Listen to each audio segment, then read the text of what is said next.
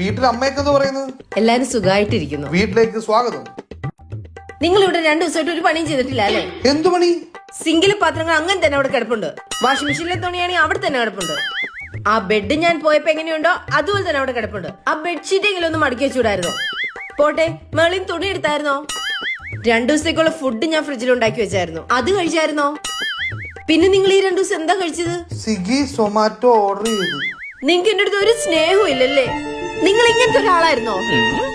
റിജി, നീ വീട്ടിൽ പോയിട്ട് തിരിച്ചു കയറി വരുമ്പോ ഞാൻ ഇതെല്ലാം റെഡിയാക്കി കഴിഞ്ഞാ നീ ഓർക്കും രഞ്ജിത്തിനെ കൊണ്ട് ഇതെല്ലാം ശരിയാക്കാൻ പറ്റും. പിന്നെ നിന്റെ സ്ഥാനം എന്താണെന്ന് ഒരിക്കലും നിന്റെ മനസ്സിൽ ആ ചിന്ത ഉണ്ടാക്കാതിരിക്കാൻ വേണ്ടിയിട്ടാണ് ഞാനിതൊന്നും റെഡിയാക്കാഞ്ഞത്. ഇനി നീ പറ, രഞ്ജിത്ത് ചെയ്തത് തെറ്റാണോ? അല്ല, ഒരിക്കലും അല്ല. നിങ്ങൾക്ക് ആർക്കും ഞങ്ങൾ ആണുങ്ങളെ മനസ്സിലാക്കാൻ പറ്റുന്നില്ല.